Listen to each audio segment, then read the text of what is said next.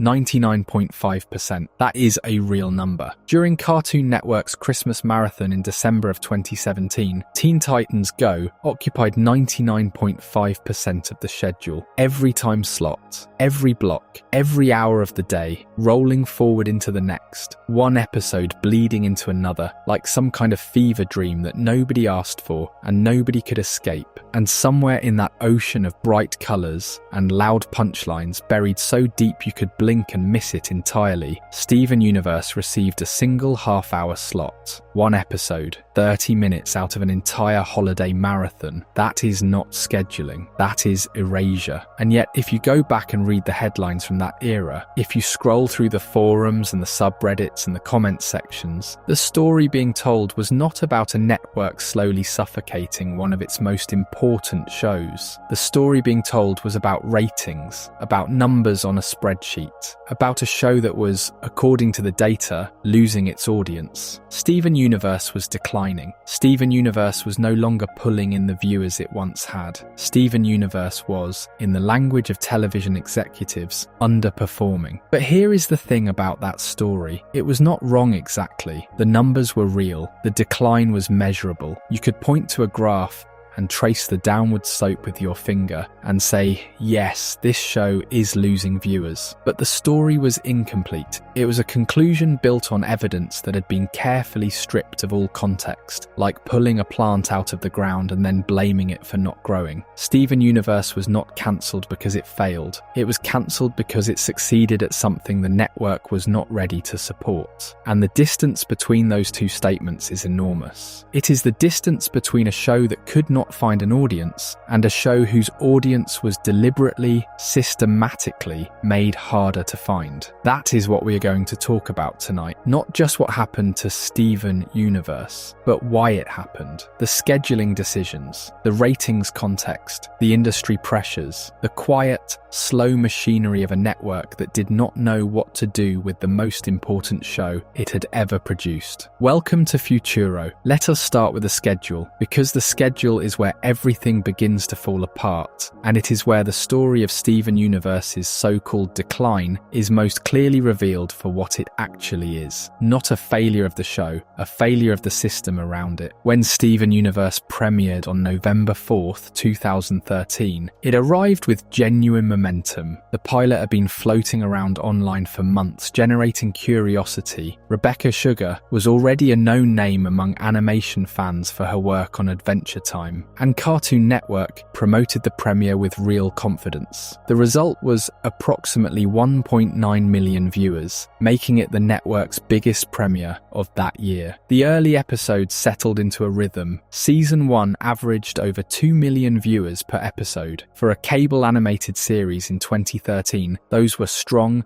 healthy, encouraging numbers. And then something changed. Not in the show itself. The show kept getting better. The storytelling deepened. The characters became more complex. The mythology expanded. No, what changed was the way Cartoon Network chose to air it. They introduced a format called the Steven Bomb. The concept was simple on paper. Instead of airing one new episode per week, which is how serialized television has operated for decades, Cartoon Network would drop 5 new episodes in a single week, one per night, Monday through Friday. It sounded exciting. It sounded like an event. And in a way, it was. The first few Steven Bombs generated genuine buzz. Fans would clear their schedules. Social media would light up. For 5 days, Steven Universe was the only thing anyone in the animation community was talking about. But then the bomb would end, and silence would follow. Not a week of silence, not 2 weeks, months. The gaps between new episodes stretched to absurd lengths. 3 months, 4 months. At its worst, the longest hiatus between new Steven Universe episodes lasted 5 months and 12 days. 5 months and 12 days of nothing. No new episodes, no reruns in prominent time slots, no indication of when the show would return, just silence from the network and a fan base left hanging in the dark, slowly losing the thread of a deeply serialized story that demanded you remember what happened last time. Think about what that does to a show like Steven Universe. This is not a sitcom where you can drop in at any point and understand what is happening. This is not a sketch sketch comedy, or a gag-based cartoon where each episode resets to 0. Steven Universe is a show built on continuity, on layers, on emotional arcs that stretch across dozens of episodes. When Jasper returns, you need to remember who Jasper is and what she represents. When Bismuth raises questions about the ethics of the crystal gems, you need to understand the full history that led to that moment. When the truth about rose quartz begins to unravel, every previous episode is recontextualized. The show demands investment. It rewards memory. It trusts its audience to carry the weight of everything that came before. And Cartoon Network's scheduling made that nearly impossible for casual viewers. You cannot build that kind of investment when the show disappears for half a year at a time. You cannot maintain that kind of memory when there is no consistent rhythm to latch onto. The Steven Bomb format created intense spikes of engagement, followed by vast empty valleys of nothing. And in those valleys, viewers drifted away, not because they stopped caring, because they forgot, because life moved on, because by the time new episodes finally arrived, they could not remember where they left off, and the barrier to re-entry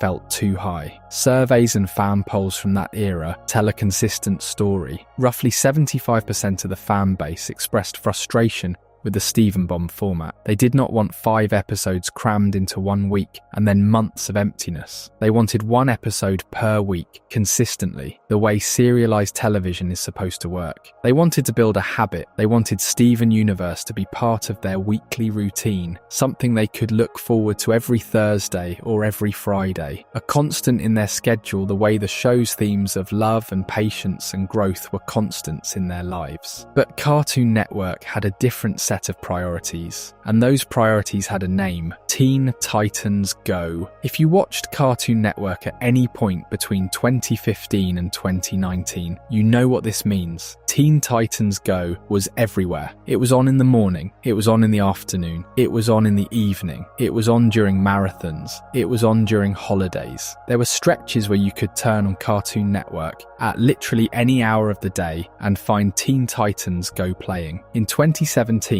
at the peak of this strategy, Teen Titans Go occupied roughly 90% of the network's total schedule. 90%. That is not a programming choice. That is a monoculture, and the logic behind it, from the network's perspective, was not irrational. Teen Titans Go was cheap to produce. Each episode was 11 minutes long, used simple animation, required minimal production time, and could be turned around quickly. It was episodic, meaning any episode could air at any time in any order without confusing anyone. It was bright and loud, and aimed squarely at the 6 to 11 demographic that advertisers pay for. And most importantly, it performed well in reruns. You could air the same episode of Teen Titans Go 4 times in a single day, and the ratings would hold. For a cable network built on a rerun model, that is gold. Steven Universe was none of those things. It was expensive by comparison, with lush backgrounds and complex character animation outsourced to studios like Sunmin Image Pictures and Rough Draft Korea, each episode requiring 9 to 12 months of production time. It was serialized, meaning reruns of random episodes made little sense to new viewers. It was emotionally complex, dealing with themes of identity and trauma and grief and love that did not fit neatly into the bright, fast, loud box that Cartoon Network was building for itself. And it did not perform well when aired out of order, because airing it out of order defeated the entire purpose of the show. So when Cartoon Network looked at its schedule and asked how to fill 24 hours of programming per day, the answer was obvious. More Teen Titans Go, less of everything else. And Steven Universe, despite being arguably the most critically acclaimed show on the network, despite winning awards and generating passionate cultural conversation, found itself pushed further and further to the margins. The Christmas 2017 marathon was the clearest, most undeniable expression of this. But it was not an anomaly. It was the logical endpoint of a pattern that had been building for years. Steven Universe was not being cancelled in one dramatic moment. It was being cancelled slowly, episode by episode, hiatus by hiatus, time slot by time slot, death by scheduling, and the cruelest part is that the results of this scheduling were then used to justify continuing it. The show's ratings dropped. Of course they dropped. How could they not drop when the show disappeared for months at a time and then returned with no promotion to a time slot buried behind walls of Teen Titans Go reruns? But those dropping ratings were then pointed to as evidence that the show was failing, that audiences were losing interest, that the numbers did not support giving Steven Universe more airtime. It is a self-fulfilling prophecy. You starve a show of oxygen and then blame it for not breathing. Before we move on, if you are enjoying this analysis, please consider subscribing. It helps the channel tremendously. Now let us talk about those numbers directly, because the rating story of Steven Universe is one of the most commonly misunderstood narratives in recent animation history, and understanding what actually happened requires looking at the data in context rather than in isolation. The surface level story is simple and damning. Steven Universe premiered to approximately 1.9 million viewers in November 2013. Through the first season, it averaged over 2 million viewers per episode, sometimes spiking higher for particularly anticipated episodes. Those are strong numbers. Those are numbers that say a show is working, that an audience has been found, that momentum is building. By season 2, the numbers started to shift. Not dramatically at first. A dip here, a softer premiere there. The Steven bombs would generate spikes, pulling in audiences for the event of 5 consecutive nights. But the baseline was slowly, steadily eroding. By the middle of the series run, individual episodes were sometimes pulling in around 1.5 million viewers. Still respectable, still solid for cable animation, but the trend line was pointing in the wrong direction. And then came seasons 4 and 5, where the bottom truly started to fall out. Episodes were regularly pulling in under 1 million viewers. Some dipped significantly lower. The numbers that had once made Steven Universe one of Cartoon Network's flagship properties were now the numbers of a show on the margins. A show that, by the cold arithmetic of television, was no longer pulling its weight.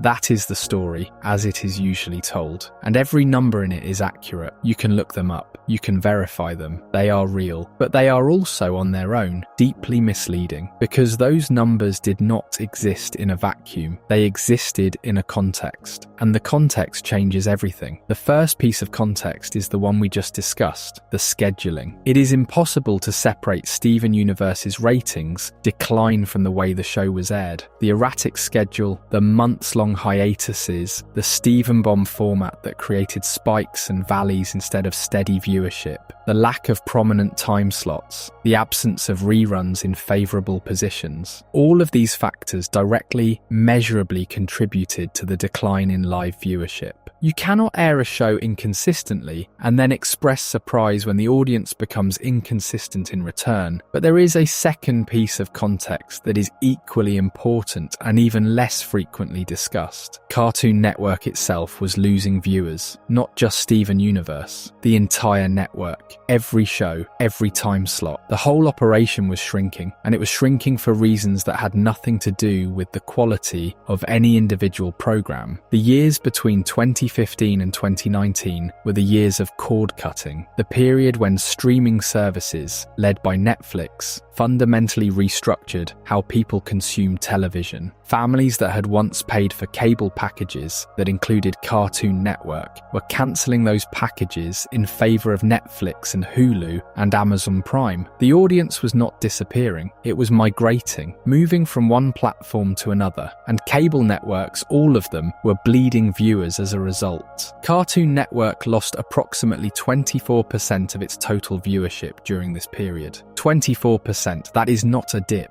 That is a structural collapse. And it affected every show on the network, not just Steven Universe. Even Teen Titans Go, the network's chosen champion, the show that received 90% of the schedule, saw its ratings decline during this period. The entire ecosystem was contracting. So when you look at Steven Universe's numbers dropping from 2 million viewers to under 1 million, you have to ask, how much of that decline is the show losing its audience? And how much of it is the audience leaving cable television entirely? The answer, when you adjust for the network-wide decline and the scheduling disadvantages, is that Steven Universe retained a far larger proportion of its dedicated audience than the raw numbers suggest. The show was not bleeding viewers because people stopped caring. It was bleeding viewers because the platform it lived on was bleeding viewers, and the network's scheduling choices were accelerating the loss. But here is where the story becomes truly frustrating. Because Cartoon Network's response to cord cutting was not to invest in the kinds of shows that generated passionate, dedicated fan bases, the shows that might give people a reason to keep their cable subscriptions. Their response was to double down on the cheapest, most rerunnable content they had. More Teen Titans Go, more short-form episodic programming, more of the kind of television that is easy to produce in bulk and fills a schedule without demanding anything from the viewer. The logic was survival logic. When revenue is declining, you cut costs. You produce more content for less money. You fill the schedule with programming that is inexpensive and performs adequately in any time slot. From a pure business standpoint, the math made sense. Teen Titans Go cost a fraction of what Steven Universe cost to produce. It could be rerun endlessly. It did not require viewers to watch episodes in order. It was, by every metric that television executives use to evaluate programming, the safer bet. But it was also a bet against the future. Because the shows that generate passionate fan bases, the shows that people talk about and recommend and carry with them for years, those are the shows that build brands. Those are the shows that sell merchandise and drive convention attendance and create the kind of cultural footprint that outlasts any individual rating cycle. Adventure Time did that, Steven Universe did that, and Cartoon Network was slowly, steadily pushing those shows aside in favour of content that was easier to manage but meant less. Steven Universe was caught in the worst possible position. It was a show designed for the streaming era, a deeply serialised narrative that rewarded binge watching and close attention, trapped on a platform built for the cable era, a 24-hour channel that needed rerunnable content to fill its schedule. The show was ahead of its time in almost every way. Its storytelling was ahead of its time. Its representation was ahead of its time. Its emotional complexity was ahead of its time. But it was airing on a network that was not ready for any of it, and the numbers reflected that mismatch, not because the show was failing, because the system was failing the show. The ratings data that was used to justify reducing Steven Universe's presence on the network was itself a product of the network's choices. The hiatuses caused the decline, the scheduling caused the decline, the cord cutting caused the decline, and then the decline was used to justify more hiatuses, worse scheduling, and less investment. It is a cycle, a quiet, institutional cycle that does not announce itself, that does not make headlines, that simply grinds forward, decision by decision, until one day, a show that was pulling in 2 million viewers is pulling in under 1 million, and everyone acts as though that is the show's fault, as though the audience simply decided to leave, as though the numbers tell the whole story. They do not. They never did. And to understand the rest of what happened to Steven Universe, the content battles, the negotiations, the compromises that shaped the show's final seasons, we need to look beyond the numbers entirely. We need to look at what Steven Universe was actually saying, and why that made some people at Cartoon Network very, very uncomfortable. But that is a conversation for the next section. But before we talk about why Steven Universe ended, we need to talk about what it was. Because the story of a show being quietly pushed aside only makes sense when you understand what that show actually meant. And Steven Universe meant something. It meant something enormous. The premise, on the surface, sounds like a dozen other animated shows from that era. A young boy lives with a group of magical guardians. They go on adventures. They fight monsters. There are bright colours and catchy songs, and the occasional life lesson tucked into the final 30 seconds of an episode. That is what the elevator pitch might have sounded like.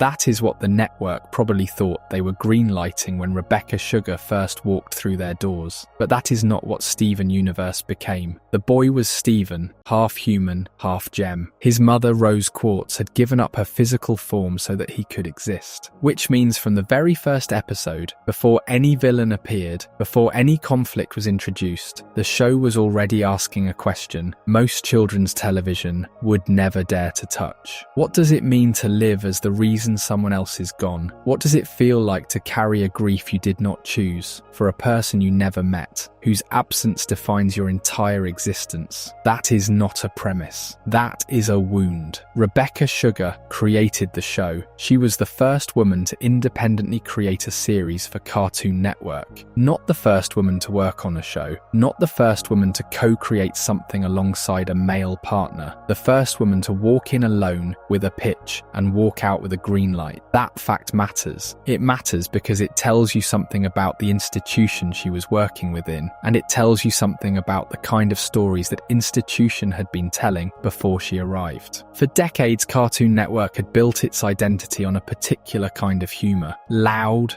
absurd, energetic, male-driven. There's nothing wrong with that tradition. Dexter's Laboratory is wonderful. The Powerpuff Girls broke ground in its own way, but the emotional vocabulary of the network was for a very long time limited to a certain register. Sugar did not reject that register. She simply expanded it. She made room for softness in a space that had always rewarded loudness, and the show she built reflected that expansion in every frame. Steven Universe ran for 160 episodes across 5 seasons, from November 2013 to January 2019. It told the story of a boy growing up among the crystal gems, 3 alien beings named Garnet, Amethyst, and Pearl, who had once fought a war to protect the Earth from their own kind. The mythology was vast. The Gem Homeworld, the Diamond Authority, the thousands of years of conflict that had shaped the planet Steven, now called home. But the mythology was never really the point. The mythology was the scaffolding. The point was always the people inside it. The show dealt with grief, not the sanitized, single-episode version of grief that most children's programming offers, where a character is sad for 11 minutes and then learns a lesson and moves on. Steven Universe treated grief as a permanent condition. Pearl's love for Rose Quartz was not resolved. It was explored, revisited, deepened, complicated. It became uglier and more beautiful at the same time. Greg Universe's loss of the woman he loved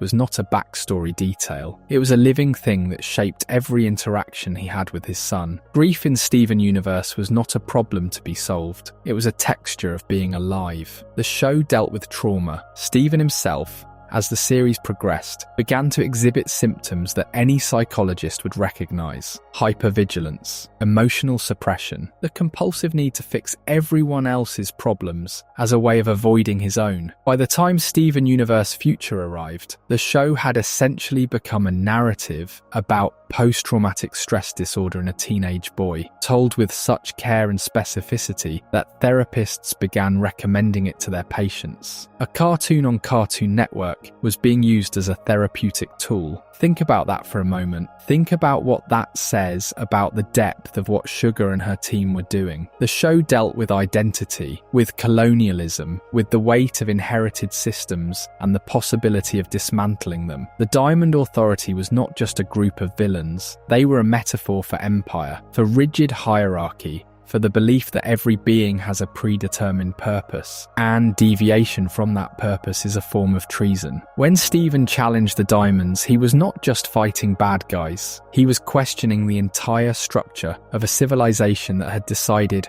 thousands of years ago that certain lives were worth more than others. And the show dealt with queerness, not as a subplot, not as a very special episode, as a fundamental part of its DNA. Consider the episode Alone Together, Season 1, Episode 37. It aired on January the 15th, 2015. In it, Steven and his friend Connie fuse for the first time, becoming a being called Stevonnie. Stevonnie is neither male nor female. They are both. They are something new. The show does not make a grand speech about this. It does not pause to explain or justify. Stevonnie simply exists, and the other characters respond to them with wonder and acceptance. The episode is 11 minutes long. In those 11 minutes, Steven Universe introduced one of the first non-binary characters in the history of American children's animation, not as a joke, not as a lesson, as a person. Or consider Jailbreak, Season 1, Episode 49, March 12th,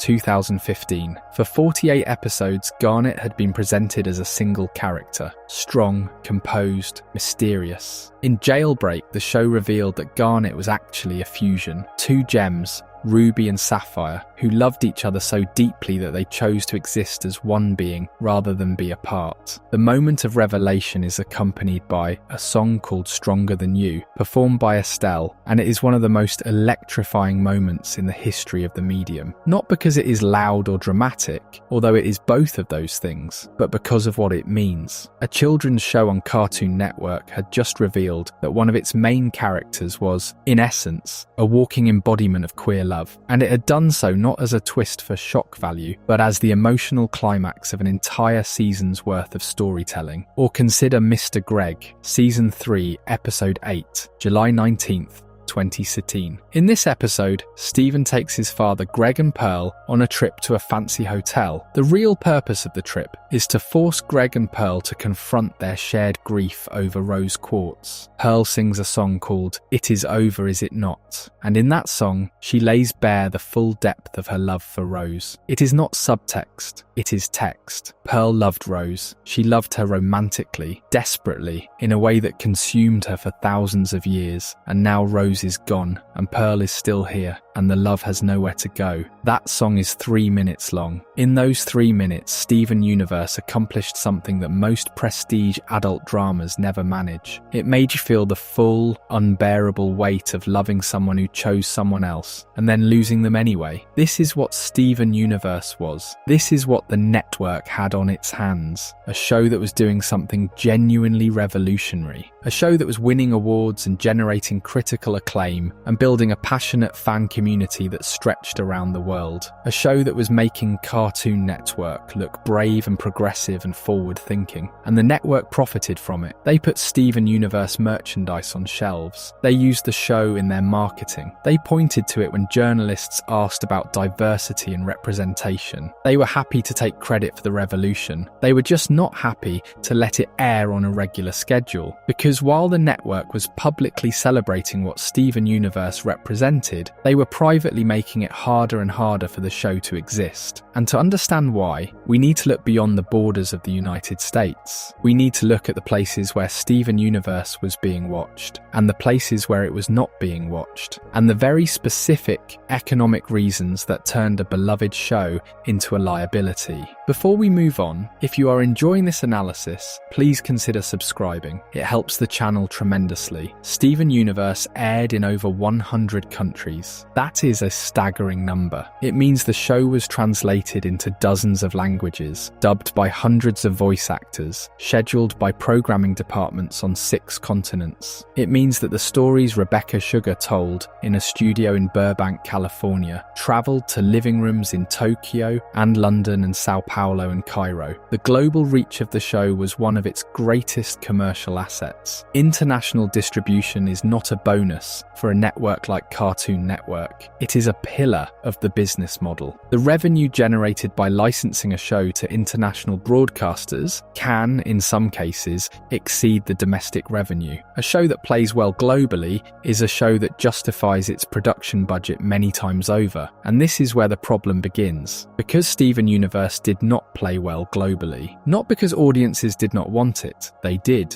The show had passionate fans in every country where it aired. The problem was not demand, the problem was content. Specifically, the content that made Steven Universe revolutionary in the United States made it dangerous in dozens of other markets. More than 30 countries censored the LGBTQ content in Steven Universe. 30. That is not a fringe issue. That is not a handful of small markets making isolated decisions. That is a systematic, widespread pattern of erasure that touched every continent where the show was distributed. The United Kingdom removed scenes, not dialogue, not implications, entire scenes. When Ruby and Sapphire reunited after being separated, they embraced. It was a hug, a simple, joyful, desperate hug between two beings who loved each other and had been forced apart. The UK broadcast removed that hug. They cut it out of the episode as though it had never happened, as though the emotional climax of the storyline was somehow inappropriate for British children, who presumably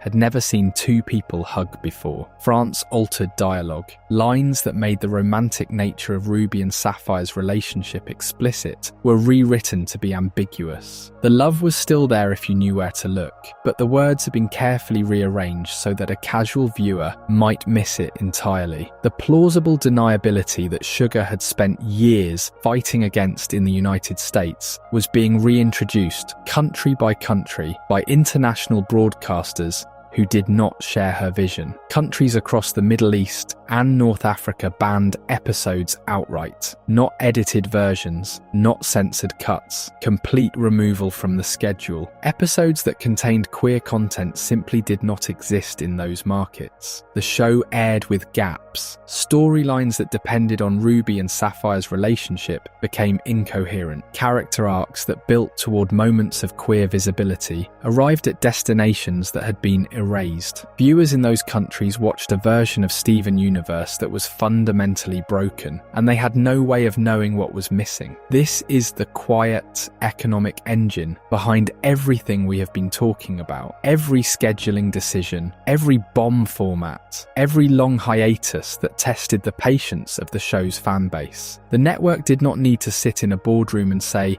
"We are punishing this show for being queer." They did not need to be that explicit. The economics said it for them. Here is how it works. A show like Teen Titans Go can be sold to any market in the world without modification. There is nothing in its content that triggers censorship boards or makes international broadcasters nervous. Every episode is a complete commercial product the moment it leaves the studio. The cost of distribution is predictable. The revenue is reliable. The show is, from a business perspective, frictionless. Steven Universe was not frictionless. Every episode that contained queer content required additional work in international markets. Editing, redubbing, legal review. In some cases, the episode simply could not be sold at all, which meant lost revenue. The show was generating friction at every stage of the international pipeline, and that friction had a dollar value attached to it. Now, no network executive was going to stand in front of a microphone and say, "We are reducing this show's visibility because its queer content makes it harder to sell in conservative international markets." That would be a public relations catastrophe, but they did not need to say it. They could simply schedule the show less frequently. They could move it to less favourable time slots. They could decline to renew it for additional seasons. They could let the silence do the work. And this is what makes the situation so insidious. Because it was never a single decision. It was never a memo that said cancel the queer show. It was 1,000 small decisions, each one individually defensible, that collectively added up to the same result. The scheduling was based on ratings. The ratings were affected by the scheduling. The international revenue was declining because of censorship. The censorship was a response to the content. The content was the entire point of the show. Every variable fed into every other variable, creating a system that punished the show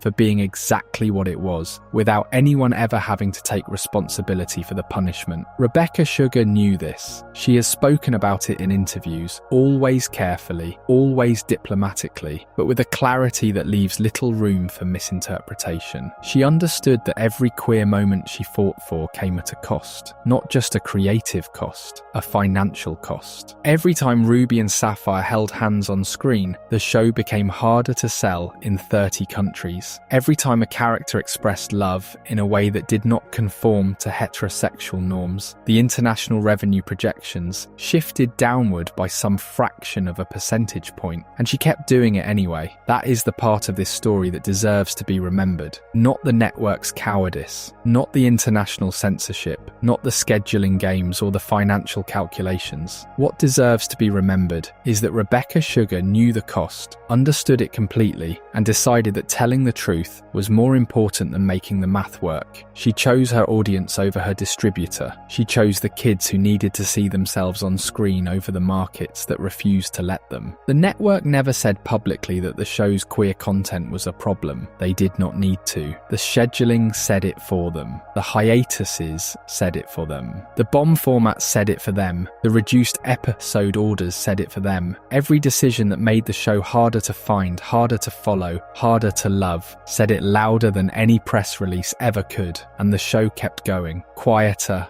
less visible, harder to find on the schedule, but still there, still telling the truth, still showing Ruby and Sapphire holding hands in a world that kept trying to pull them apart. There is something else that gets lost in these conversations. We talk about what Steven Universe achieved, and rightfully so. We talk about the barriers it broke, and the lives it touched, and the cultural ground it claimed. But we rarely talk about what it could have been. We rarely talk about the stories that never got told, the arcs that were compressed or abandoned, the characters whose journeys were cut short not because the story was finished, but because the story was no longer being given room to breathe. Rebecca Sugar had plans. She always had plans. The show's mythology was vast, and she had mapped out more of it than ever made it to screen. When Cartoon Network reduced the episode order for season 5, entire storylines had to be collapsed. Arcs that were meant to unfold over dozens of episodes were compressed into a handful. Characters who were supposed to have their own journeys of discovery were reduced to supporting roles in someone else's resolution. The Diamonds are perhaps the clearest example. In the final season, Steven confronts the Diamond Authority and ultimately convinces them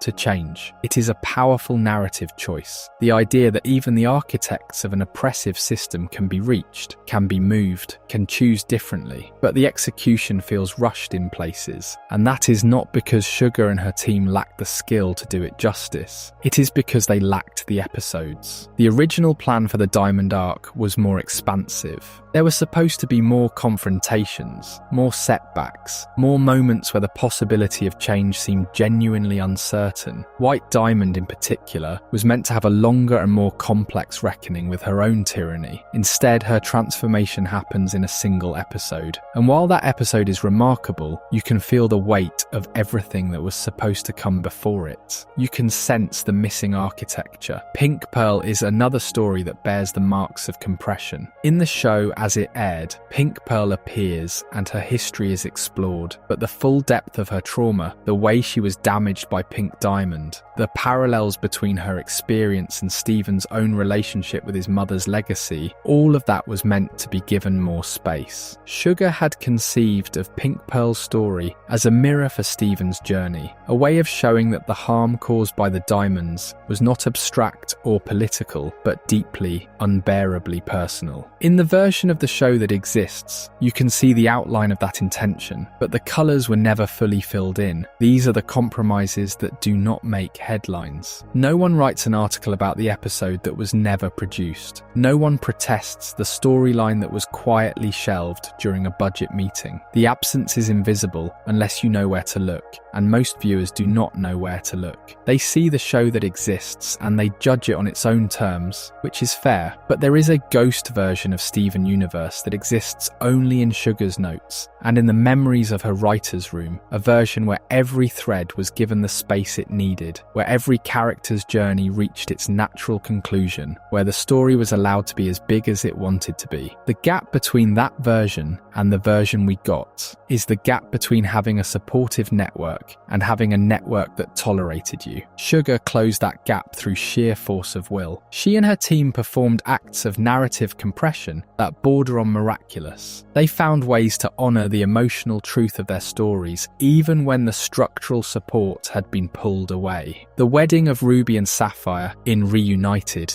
is proof of this. That moment was not given to Sugar freely. She fought for it. She put her reputation and her relationship with the network on the line. She made it clear that this was not negotiable, that the show could not tell the truth about its characters without allowing them to love each other openly, and the network relented. Eventually, after what must have been exhausting rounds of discussion and persuasion and quiet, determined refusal to back down. But every battle she won in that room was a battle she should not have had to fight in the first place. Every creative compromise she made, every storyline she condensed, every character she shortchanged was a tax levied on the show for daring to be honest. Other shows did not pay that tax. Other shows were given the resources they needed without having to justify their existence at every turn. Steven Universe earned its place on the network 100 times over, through ratings, through merchandise, through critical acclaim, through cultural impact. And still it was asked to prove itself again and again, to justify every choice, to defend every moment of tenderness between two characters who happen to be the same gender. What Sugar gave up cannot be measured in episode counts or word counts or minutes of screen time. What she gave up was the luxury of telling her story without interference, the luxury of knowing that her network had her back,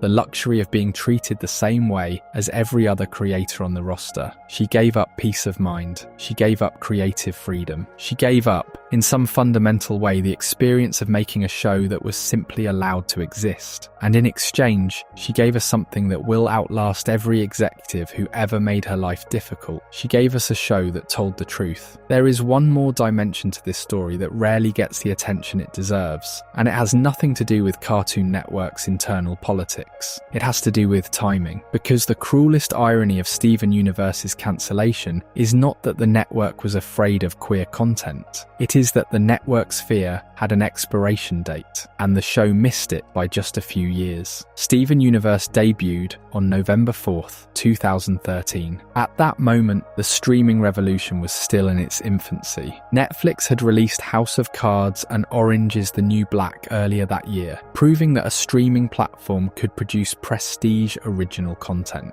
But the idea that streaming would fundamentally reshape the animation industry was still theoretical. Most animated shows were still being made for traditional networks. Most animated shows were still subject to the standards and practices departments of those networks. Most animated shows were still being sold to international distributors who had the power to censor whatever they wanted. By the time Steven Universe ended in January 2019, the world had changed. Not gradually, seismically. Netflix was commissioning animated shows with an almost reckless ambition. Hulu was building its own animation slate. Amazon was investing in original content, and the shows being made for these platforms were telling exactly the kinds of stories that Cartoon Network had spent 5 years being nervous about. She-Ra and the Princesses of Power debuted on Netflix in November 2018, just 2 months before Steven Universe's final episode. The show, created by Noelle Stevenson, featured a central queer romance between its two lead characters, Adora and Catra. That romance was not subtext. It was not hidden in metaphor or expressed through alien biology. It was explicit, textual, and central to the entire narrative. And it happened without the battles that Sugar had to fight. Not because Stevenson did not face challenges, she did, but because the infrastructure of Netflix was fundamentally different from the infrastructure of Cartoon Network. There was no international censorship pipeline to worry about. Netflix controlled its own distribution. The show aired the same way in every country where Netflix operated. There was no UK broadcaster removing hugs. There was no French dubbing studio rewriting dialogue. The story was told once, told truthfully, and delivered intact to every viewer who pressed play. The Owl House debuted on Disney Channel in January 2020, exactly 1 year after Steven Universe ended.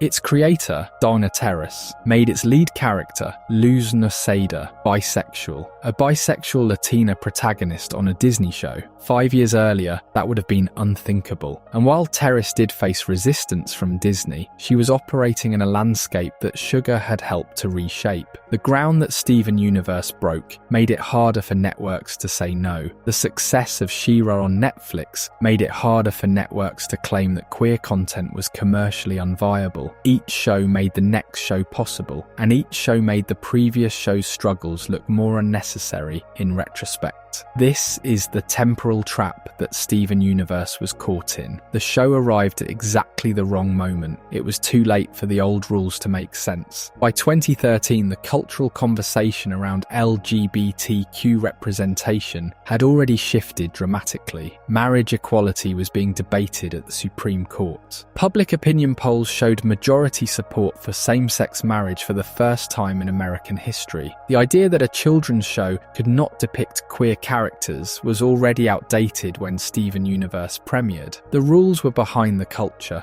as rules often are, but it was too early for the new rules to be established. The streaming platforms that would eventually provide a home for queer animated storytelling were still years away from building their animation departments. The proof of concept that She-Ra would provide, the demonstration that a queer animated show could be commercially successful on a global platform without the interference of international censors, had not yet been delivered. Sugar was fighting battles that, in 3 or 4 years, would no longer need to be fought. She was paying a price that in 3 or 4 years would no longer be charged. If Steven Universe had debuted in 2016 instead of 2013, if it had been pitched to Netflix instead of Cartoon Network, if it had arrived in the streaming ecosystem instead of the broadcast ecosystem, the show might have been the same show, the same characters, the same songs, the same stories about grief and love and the slow, painful work of healing. But the experience of making it would have been entirely different. Sugar would not have had to fight for the wedding. She would not have had to watch her show get buried in scheduling games. She would not have had to compress 5 seasons of mythology into a fraction of the space she needed. She would have been allowed to tell her story, the whole story, without apology and without compromise. Instead, she told it in the cracks, in the margins, in the spaces between the network's fear and her own determination. She told it imperfectly, because perfection requires resources that were never fully given. She told it incompletely, because completion requires time that was taken away. But she told it, and the fact that she told it in that specific window, in that specific context, against that specific resistance, is what made it possible for every show that came after. She-Ra did not have to fight the same battles because Steven Universe had already fought them. The Owl House did not have to prove that queer content was viable because Steven Universe had already proven it. Every show that now features queer characters, without controversy, without censorship, without scheduling punishment, owes a debt to the show that endured all of those things so that the path could be cleared. That is the final irony. Steven Universe's suffering was not pointless. It was not just the result of a cowardly network making bad decisions. It was the cost of going first. Someone had to go first. Someone had to absorb the resistance and the pushback and the economic penalties and the creative compromises. Someone had to prove that a children's show could tell queer stories and survive. Not thrive necessarily, not be supported, just survive. Just exist long enough to demonstrate that the sky would not fall, that children would not be harmed, that the only thing that would change was that a few more kids would see themselves on screen and feel a little less alone. Rebecca Sugar volunteered for that, or perhaps she did not volunteer so much as she simply refused to do anything else. She had a story to tell, and she told it, and the cost was what it was. And now the landscape is different. Now the shows come easier. Now the battles are smaller. Now a queer character in a children's cartoon is not a crisis but a Tuesday. And that is because of Steven Universe. That is because of a show that was caught between 2 eras, punished by the old world and vindicated by the new one, and somehow managed to change both in the process. Now, everything we have talked about so far, the scheduling, the hiatuses, the ratings, all of it matters, but none of it is the real reason. None of it explains why Steven Universe, a show that won awards, that built one of the most passionate fan bases in modern animation, that consistently generated cultural conversation far beyond its time slot, was treated the way it was. To understand that, we need to talk about something the network never really wanted to talk about at all. We need to talk about Ruby and Sapphire. If you have seen the show, you already know. If you have not, let me explain. Ruby and Sapphire are 2 gems, alien beings whose physical forms are projections of light, whose genders are technically non-existent in the lore of the show, but who are coded consistently and unmistakably as female. They are small. Ruby is hot-headed,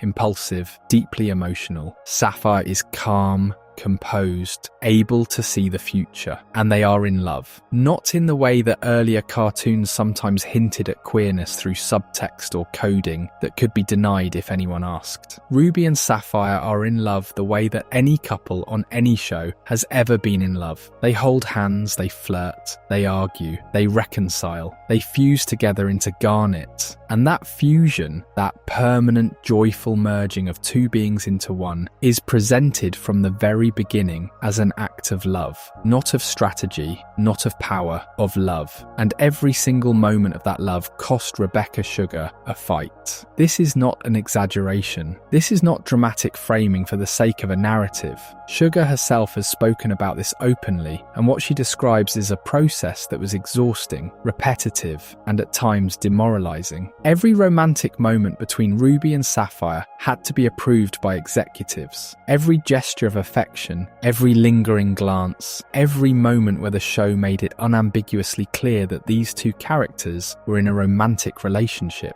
Each one required Sugar to go to the network and make her case. Each one required her to explain why it mattered. Each one required her to push back against the suggestion that maybe the moment could be softened, made more ambiguous, made easier to edit out for international broadcasts. She described it as a big uphill battle, not a single battle, not one dramatic confrontation that was won or lost, an ongoing, grinding uphill battle that repeated itself with every episode, every season, every story beat that involved Ruby and Sapphire being who they were to each other. And the network, for its part, did something that might be worse than outright refusal. They told Sugar not to talk about it, not publicly. Cartoon Network, at various points during the show's run, made it clear to Sugar that she should not speak openly about the LGBTQ content in Steven Universe. She should not confirm it in interviews. She should not frame it as intentional representation. The show could do what it did, quietly, in the background, but the creator should not draw attention to it, should not make it a thing. Think about what that means for a moment. The network was willing to air the content, or at least willing enough not to pull it entirely, but it was not willing to stand behind it publicly. It wanted the plausible deniability. It wanted the ability to say, if pressed, that Ruby and Sapphire were just friends, just aliens, just characters whose relationship could be interpreted in many ways. It wanted the creative work without the institutional commitment, and Sugar, to her immense credit, refused to stay silent. She came out publicly as bisexual and non-binary. She spoke about what the show meant to her personally, about why the representation mattered, about why she could not, in good conscience, create these characters and then pretend they were something they were not. She put herself on the line in a way that went far beyond what any showrunner should have to do simply to tell a love story. But the real test, the moment where all of this came to a head, was the wedding. Season 5, episodes 23 and 24. Reunited, aired July 6th, 2018. Ruby and Sapphire get married, not in subtext,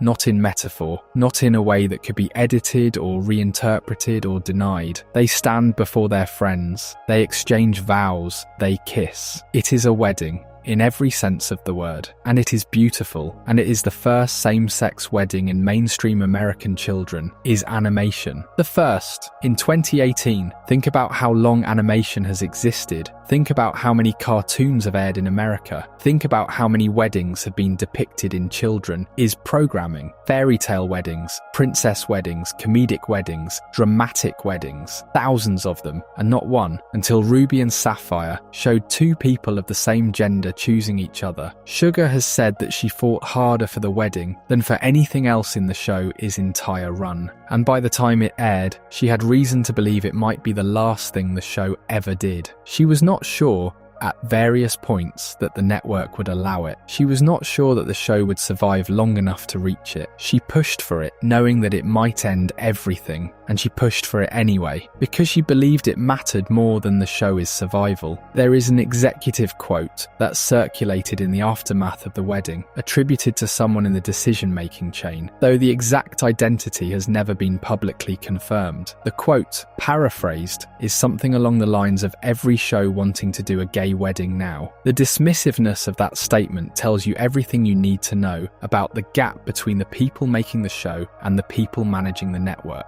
For Sugar and her team, the wedding was the culmination of years of character development, years of narrative groundwork, years of fighting for the right to tell a love story honestly. For someone in a boardroom, it was a trend, a box to check, a liability to manage. And that gap between the people who understand what representation means and the people who see it as a line item on a risk assessment is the gap the show lived inside for its entire run. Sugar bridged it through sheer persistence, through refusing to accept the terms the network wanted to set, through making art so good that the network could not justify killing it even when the art made their distribution model uncomfortable. But bridging a gap is not the same as closing it. The gap remained, and the scheduling, the reduced episode counts, the compressed seasons, the hiatuses that drained the audience, those were all ways the gap expressed itself without anyone ever having to say the word out loud. And here is where we arrive at something that is rarely discussed when people talk about why Steven Universe was cancelled, but which sits at the centre of everything. Cartoon Network is not just an American channel. It is a global brand. It broadcasts in over 190 countries. And in many of those countries,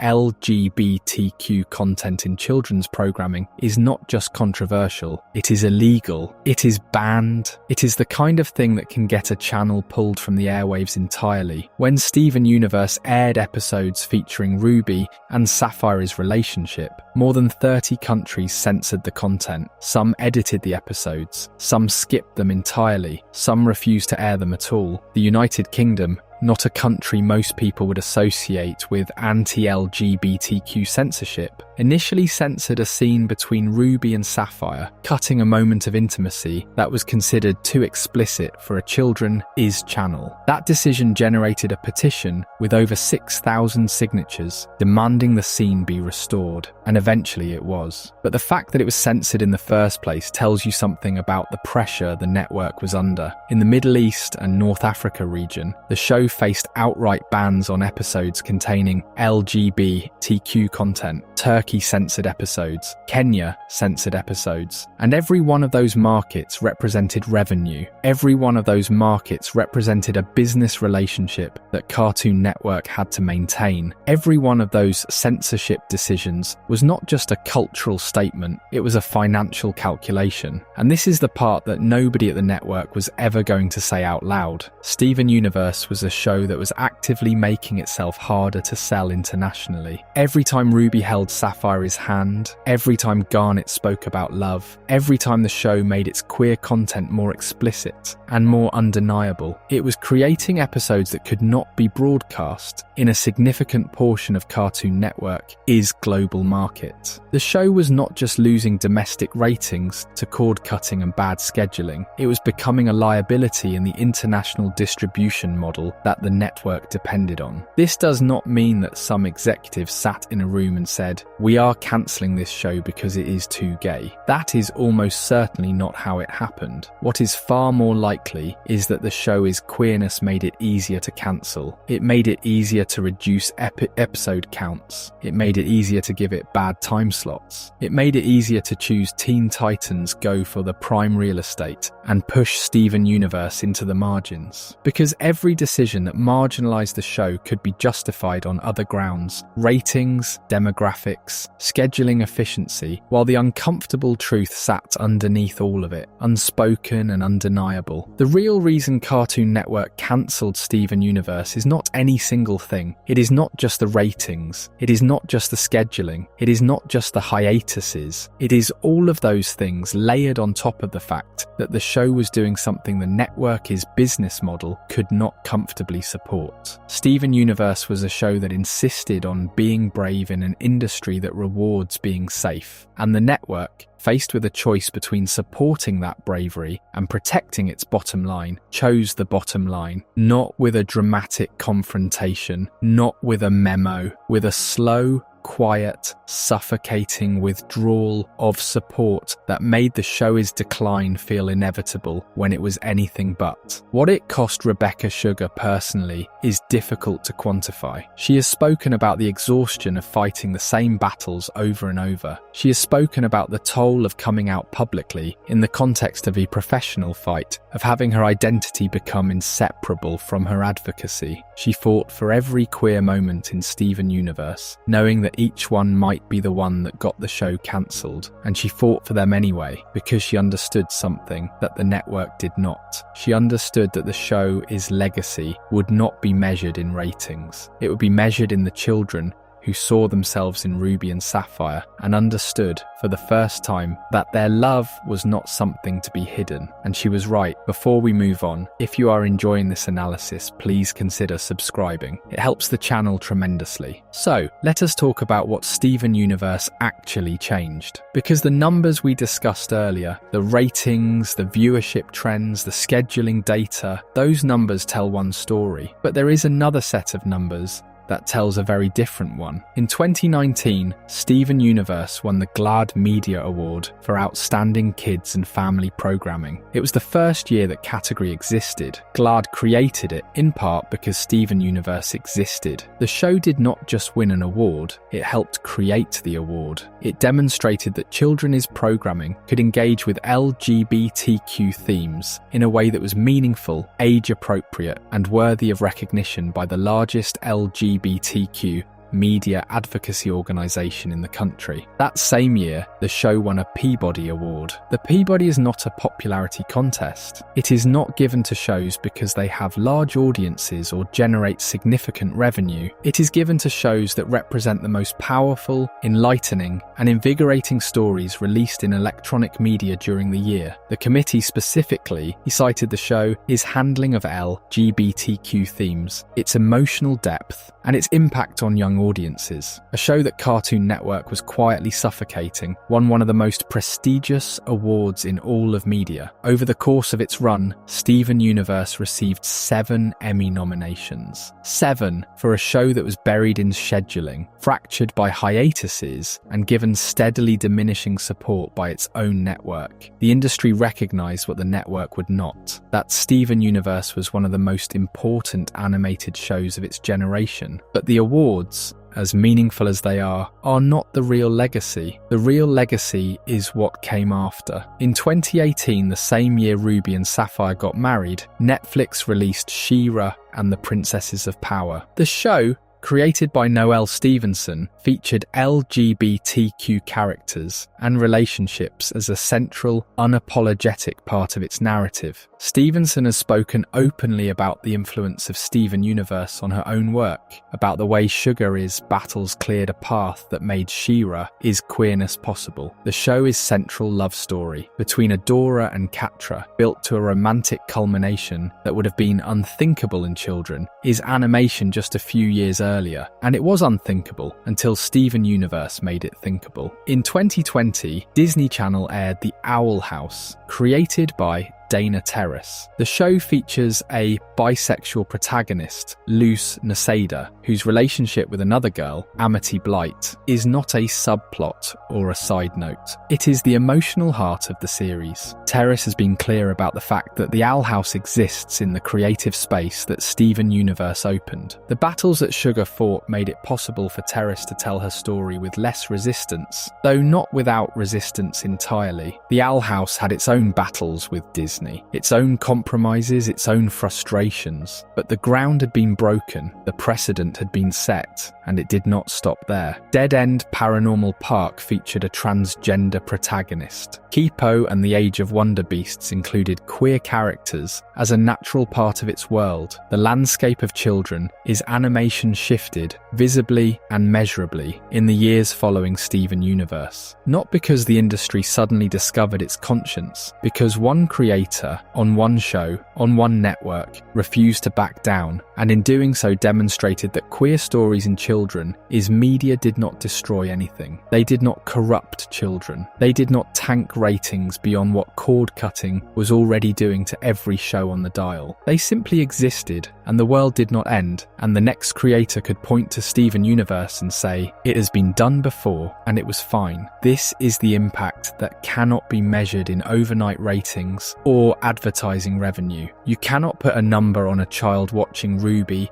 and Sapphire's wedding and feeling for the first time that they are not wrong. You cannot quantify the teenagers who found language for their own identities because a cartoon about sentient gemstones gave them permission to explore those identities. You cannot calculate the value of a generation of animators and storytellers who entered the industry knowing that queer stories were possible in children is media, because Rebecca Sugar proved they were. Steven Universe was not just a show, it was a precedent. And every queer moment in children is animation that came after it. Every casual same-sex couple in the background, every protagonist who used they and them pronouns, every love story that did not need to justify its own existence, exists. In part because Sugar fought for Ruby and Sapphire, because she went to the executives and made her case again and again, knowing they did not want to hear it, knowing it was making her job harder, knowing it might cost her the show, and she did it anyway. The network measured Steven Universe in ratings and international distribution potential. History will measure it in the doors it opened. Now, there is one more piece of this story that often gets lost in the broader conversation about why the show ended, and it is a piece that matters because it speaks to the difference between a show being cancelled and a show being compressed. Those are not the same thing, and the distinction is important. In 2016, 2 years before the wedding, 3 years before the finale, Cartoon Network informed Rebecca Sugar that Steven Universe would end after its 5th season. This was not presented as a cancellation in the traditional sense. It was presented as a conclusion. The show would be given its 5th season. It would tell its remaining stories, and it would end. But the terms of that ending were not what Sugar had planned for. Season 5, as it was originally conceived, was meant to be longer. The show had an enormous amount of narrative ground to cover. The Diamond Arc, the overarching storyline involving the tyrannical rulers of Gem Society, the revelations about Rose Quartz's true identity, the confrontation with White Diamond, was meant to unfold over a more expansive canvas. Sugar had plans for more episodes, more character development, more gradual escalation. The Diamonds were, after all, the ultimate antagonists of the entire series. Their resolution deserved space. But Cartoon Network reduced the episode count for Season 5. The exact number of episodes that were cut is not entirely clear from public statements, but what is clear is the result. The final season of Steven Universe is noticeably faster than the seasons that came before it. The pacing shifts. Storylines that were meant to breathe are compressed. Character arcs that were meant to unfold gradually are accelerated. The resolution of the Diamond conflict, which involves Steven essentially talking the most powerful beings in the universe into changing their entire worldview, happens more quickly than the show. His own internal logic seems to want it to. Fans noticed. Of course they noticed. The Steven Universe fandom is one of the most attentive, analytical audiences in all of animation. They noticed that the final arc felt rushed. They noticed that White Diamond's redemption, in particular, seemed to happen too fast. They noticed that character beats that had been carefully set up over multiple seasons were resolved in single episodes. And many of them attributed this to a failure of writing, or a loss of creative focus, or simply the natural decline that some shows experience in their later seasons. But that is not what happened. What happened is that Sugar was given a deadline that was too soon, and she had to fit an ending into a space that was too small for it. She had to make choices about what to keep and what to cut, what to develop and what to abbreviate, which character moments were essential and which could be sacrificed to the constraints of time. And she made those choices as well as anyone could have, but the seams are visible, the compression is felt. This is the cruelest form of cancellation, because it does not look like cancellation at all. When a show is cancelled outright, pulled from the air mid-story, denied a final season, the audience understands that the ending is incomplete. They grieve the lost potential, but they do not blame the creators for failing to deliver it. But when a show is given a shortened final season, when it is told to wrap things up but given less room than it needs, the result looks like a creative choice. It looks like the writers simply did not execute the ending well enough. The structural constraint is invisible to most viewers. They see a rushed finale and assume the writers rushed it, not that the network forced them to. Season 5 of Steven Universe is not a bad season. It contains some of the show his most powerful moments. The wedding, the revelations about Pink Diamond, the confrontation with White Diamond, the moment where Steven finally has to reckon with the full truth of his mother, his legacy. These are extraordinary pieces of storytelling, but they exist in a compressed space, and the compression is the network is doing, not the creator is. What the show had to sacrifice is difficult to catalogue completely, because we can only guess at what Sugar's original plans were, but we can see the outlines. We can see where secondary characters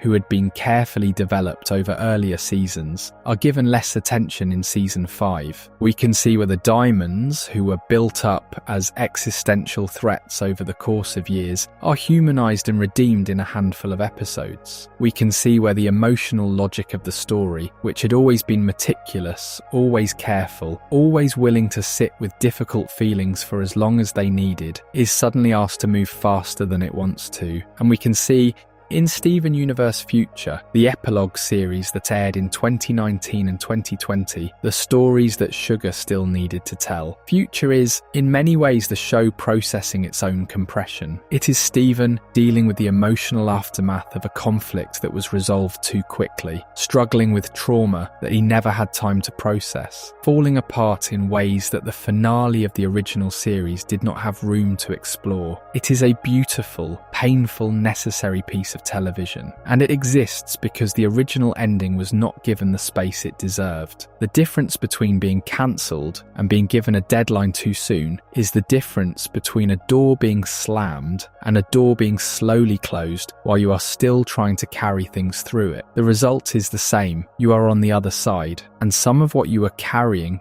did not make it, but the experience is different. One is sudden and shocking. The other is a slow compression, a gradual narrowing of possibilities, a quiet theft of the time you needed to do the thing properly. Steven Universe did not fail. It was not cancelled because it was bad, or because nobody watched it, or because it ran out of stories to tell. It was given less than it needed, and it did extraordinary things with what it was given. And the fact that those things are not quite as extraordinary as they could have been is not a reflection of the show's quality. It is a reflection of the conditions under which it was forced to end. And then, after everything, after the hiatuses and the scheduling chaos and the battles over what could and could not be shown on screen, something unexpected happened. Cartoon Network greenlit a movie, not a theatrical release, not some grand gesture of faith, a television movie, 82 minutes, one shot. And if you understand the context of how Steven Universe had been treated for the preceding 2 years, you understand that this was not a reward. It was a negotiation. It was the result of Rebecca Sugar and her team sitting across from network executives and arriving at something that resembled a compromise. The show would get its movie, but the movie would also serve a very specific corporate function. It would test whether the audience was still there, whether the brand still had value, whether Steven Universe could still perform in a landscape that had shifted dramatically since the show first premiered. The Steven Universe movie aired on September 2nd, 2019, and it drew 1.57 million viewers. Let that number sit for a moment, because in the context of Cartoon Network in 2019, that number was enormous. It was the network's highest rated program in 2 years. 2 years, during which Teen Titans Go had been airing 5, 6, sometimes 7 times a day, during which the network had restructured its entire programming philosophy around short-form, episodic, low-risk content, during which Steven Universe had been buried under irregular scheduling and months-long gaps between new episodes. And yet, when the movie aired, when Cartoon Network actually promoted it, when they gave it a proper marketing push and a defined premiere date that audiences could plan around, 1.57 million people showed up. The audience had not left. The audience had been waiting. And there is a painful irony in that, because the entire narrative that had been constructed around Steven Universe's declining ratings, the narrative that had been used to justify the hiatuses and the reduced episode orders and the general sense that the show was winding down, that narrative was built on a foundation that the movie completely undermined. The show did not have a viewership problem. It had a visibility problem. It had a scheduling problem. It It had a network that had stopped believing in it, or perhaps had never fully believed in it to begin with, and the movie proved that the moment you removed those obstacles, the audience materialized as if they had never gone anywhere, because they had not. Think about what that means for every conversation that had taken place inside Cartoon Network's offices about whether Steven Universe was still viable. Think about every meeting where someone pointed to the ratings and said, "This show is losing viewers, this show is not performing, this show does not justify the investment." The movie did not just succeed, it exposed the lie. The ratings decline had never been organic. It had been manufactured, slowly, incrementally, through decisions that made the show harder to find and harder to follow. And when those decisions were reversed, even temporarily, the results spoke for themselves. But the movie itself is worth examining, because within its story, there is a layer of meta-commentary that feels almost too precise to be coincidental. The villain of the Steven Universe movie is Spinel, and Spinel's story is this. She was a companion, a playmate, a friend. She existed to bring joy to someone she loved. And then one day the person she loved told her to stand still and wait, to stay in one place, to not move. And she did. She waited. She stood in that garden, alone for 6,000 years. She was not abandoned with cruelty. She was abandoned with a promise. She was told that her waiting would mean something, that the person she loved would come back, and she believed it. She believed it for thousands of years, until she finally learned the truth, which was that the person she loved had moved on entirely, had forgotten about her, had never intended to return. Now, think about the fans of Steven Universe during those hiatuses. Think about the people who tuned in every week, who checked the schedule, who waited months between new episodes with nothing but the vague assurance that more content was coming. Think about what it feels like to love something and to be told, just wait, be patient, it will come back, and then to watch the thing you love get pushed further and further to the margins while something louder and simpler takes its place. Spinel is not just a character. Spinel is an emotional mirror. She is what happens when loyalty is met with neglect, when devotion is met with silence, and her arc in the movie, her transformation from abandoned friend to furious antagonist, is a story about what neglect does to love. It does not kill it, it corrupts it. It turns affection into resentment, it turns patience into rage. And here is where Rebecca Sugar's creative vision clashed with Cartoon Network's instincts in a way that reveals everything about their fundamental disagreement over what this show was supposed to be. Cartoon Network wanted Spinel to be obliterated. They wanted her destroyed. They wanted the villain defeated in the traditional sense, the way villains are defeated in children's programming, decisively and permanently. The threat is eliminated, the heroes win, the status quo is restored. That is the formula. That is what works. That is what is safe. Sugar refused. She insisted that Spinel be redeemed, that the movie be about healing, not punishment, that the answer to Spinel's pain would not be violence but understanding, that Steven would look at this character who had been abandoned and forgotten and left to rot in isolation for millennia and say, "I see you. I understand why you are angry, and I am not going to destroy you for it." This was not just a creative choice. This was the creative choice. This was the thing that made Steven Universe what it was, distilled into a single narrative decision. The entire show had been built on the premise that empathy is stronger than force, that understanding is more powerful than destruction, that the answer to pain is not more pain. And Cartoon Network, even after 5 seasons of this philosophy, proving itself commercially and critically viable, still wanted the villain obliterated. They still defaulted to the safe option. They still did not fully trust what Sugar was doing. Sugar won that fight. She won it the way she had won every fight before it, through persistence, through conviction, through an unwillingness to compromise on the things that mattered most. And the movie is better for it. Spinel's redemption is the emotional core of the film. It is the reason the movie resonates. It is the reason 1.57 million people did not just watch it, but talked about it, shared it, return to it. Because the movie understood something that the network did not. The audience was not there for spectacle. The audience was there for sincerity. They were there because Steven Universe treated them like intelligent, feeling human beings. And the movie honored that relationship in every frame. The Steven Universe movie was proof of concept. It was proof that the show still worked, that the audience still cared, that the formula of empathy and emotional intelligence and genuine human complexity was not a liability but an asset. It was the strongest argument Rebecca Sugar could have made for why this show deserved more time, more support, more investment, and what the network gave her in response to that proof was 20 episodes. Before we move on, if you are enjoying this analysis,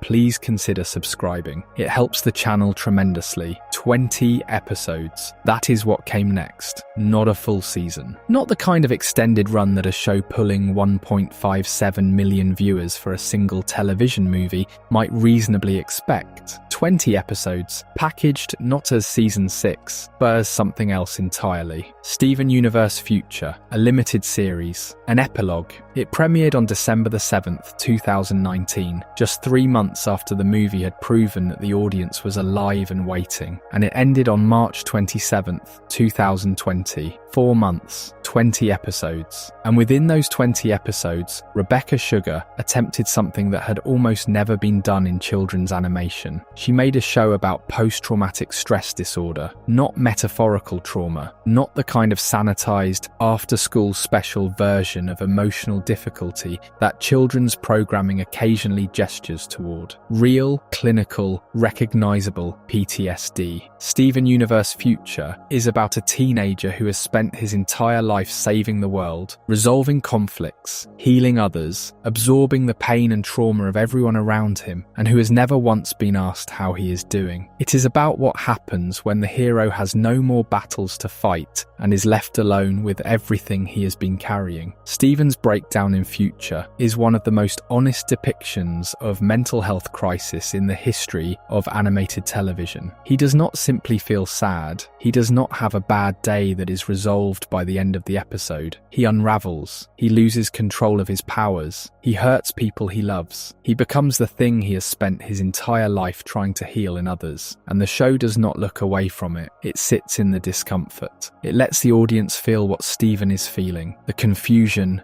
the shame, the terrifying realization that the person who always had the answers does not have an answer for himself. This was Sugar's choice. She was given 20 episodes, a fraction of what a full season would have been, and she chose to use them not for more adventures, not for more world building, not for the kind of content that would have been easier to market and safer to air. She chose to make a show about the thing that nobody talks about, the aftermath, the cost, what happens to the hero after the story ends. And there is something deeply personal in that choice, because by the time Steven Universe Future went into production, Rebecca Sugar had been fighting for this show for 6 years. She had fought for the wedding, she had fought for the representation, she had fought against the scheduling, she had fought against the network's instincts at every turn, and she was exhausted. The show about a boy who absorbs everyone else's trauma was being made by a creator who had been absorbing institutional resistance for half a decade. Steven's breakdown is not just a character arc, it is a confession. The finale of Steven Universe Future drew between 688,000 and 800,000 viewers. Those numbers were lower than the movie, they were lower than the show's peak, but they were still remarkable for a limited series airing on a network in the middle of a fundamental identity crisis, during a period when cord cutting had accelerated beyond anyone's projections, in a time slot that had been treated as an afterthought for years. The people who watched the finale were the people who had stayed, the ones who had survived the hiatuses, the scheduling chaos, the months of silence. They were the audience that Cartoon Network had spent years trying to lose, and they were still there. The show ended on its own terms. That is the thing that matters. Despite everything, despite the reduced episode count out, and the limited series designation, and the sense that the network had already moved on before the final episode aired, Steven Universe Future ended exactly the way Rebecca Sugar wanted it to end. Steven gets in his car, he drives away from Beach City, he goes to find himself, to heal, to become something other than the person who saves everyone else. The final image is not a battle won or a villain defeated. It is a young man choosing himself, choosing to stop carrying the weight of the world, choosing to rest. It is, in its own quiet way, one of the most radical endings in the history of children's television. Not because of what happens, but because of what it says. It says that the bravest thing you can do is not fight harder. It is to stop fighting. It is to acknowledge that you are hurt, that you need help,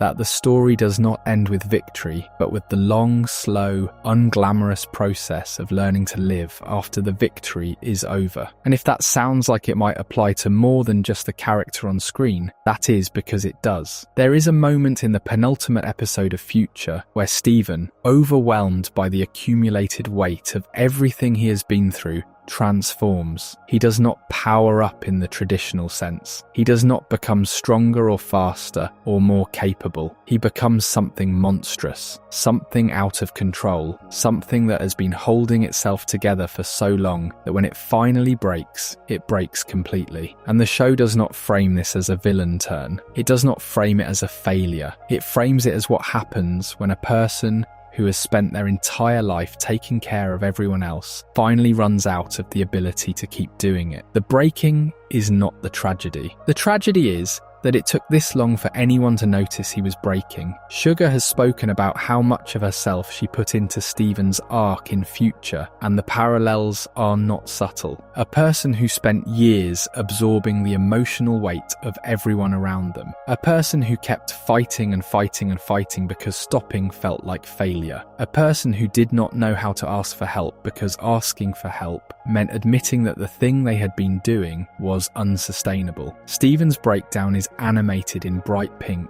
in crystalline fractures, in the visual language of a children's show, but the reality it depicts is the most adult thing the show ever did. It is about burnout. It is about the cost of caring. It is about the moment when the person who holds everything together realizes that they have been held together by nothing but habit and stubbornness, and neither one is enough anymore. The show ends with Steven choosing to leave, to drive away from Beach City, from the crystal gems, from the life he has always known, not because he does not love them, because he does, because the love is so consuming that he needs space from it in order to figure out who he is without it. It is a quiet ending, a gentle one, no final battle, no dramatic sacrifice, just a car on a road, and a young man who has decided that the bravest thing he can do is not save the world one more time, it is to save himself. That is how Steven Universe ends. Not with a bang, with a breath. Because behind every frame of Steven Universe, behind every episode and every battle and every quiet moment of emotional honesty, there were human beings. And those human beings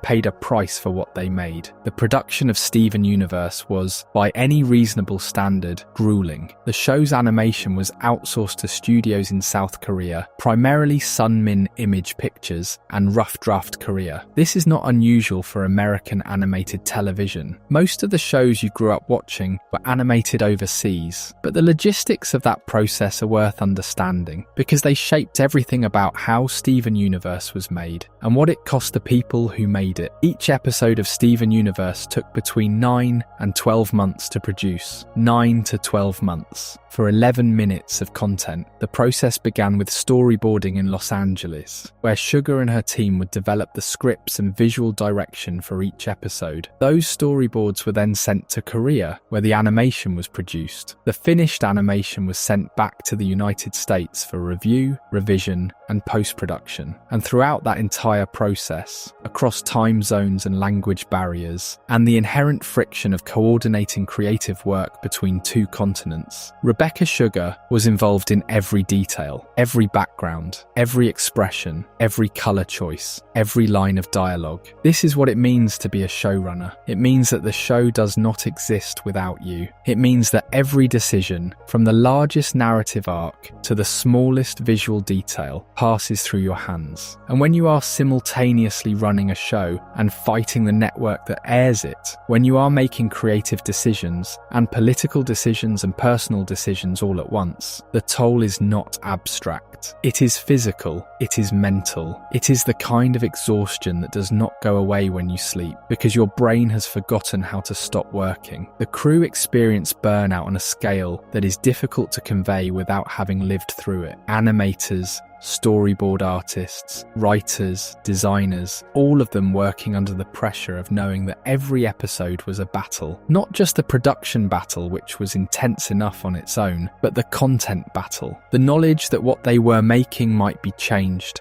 might be censored, might be buried in a time slot when nobody would see it. The knowledge that the thing they were pouring themselves into might not survive the network's next round of strategic decisions. That is a particular kind of stress. It is the stress of caring deeply about something while being constantly reminded that the institution you depend on does not care about it in the same way. And at the centre of all of it was Rebecca Sugar. Sugar, who had come up through Adventure Time as a storyboard artist and songwriter. Sugar, who had created Steven Universe, partly as a way to explore her own identity, her own experiences as a bisexual and non-binary person, her own relationship with the complexities of gender and love and family. Sugar, who had poured herself into this show in a way that blurred the line between creator and creation. Steven's empathy was her empathy. Steven's desire to heal was her desire to heal. And Steven's eventual breakdown, his inability to carry the weight anymore, was a mirror of something she had been living through in real time. Sugar was not allowed to speak publicly about many of the battles she fought with Cartoon Network. She could not talk about the censorship. She could not talk about the pressure to tone down the queer content. She could not talk about the scheduling decisions or the reasons behind them. She had to smile at conventions and give interviews and promote the show while carrying the knowledge that the institution behind her was simultaneously supporting and undermining her work. That is a specific kind of psychological burden. It is the burden of being a public face for something while privately fighting for its survival. The end of an era art book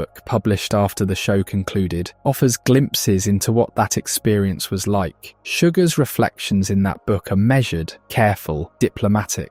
She does not rage against the network. She does not name names or assign blame in the ways that a less disciplined person might. But between the lines, in the spaces between the carefully chosen words, you can feel the weight. You can feel what it cost her to make this show the way she believed it needed to be made. And here is the thing that does not get discussed enough. Rebecca Sugar was a queer creator fighting for queer representation inside an institution that profited from her work while asking her to hide the thing that made it meaningful. Cartoon Network made money from Steven Universe. They sold merchandise. They sold streaming rights. They sold advertising against a show that drew audiences specifically because of its emotional honesty and its willingness to depict love and identity in ways that other children's shows would not.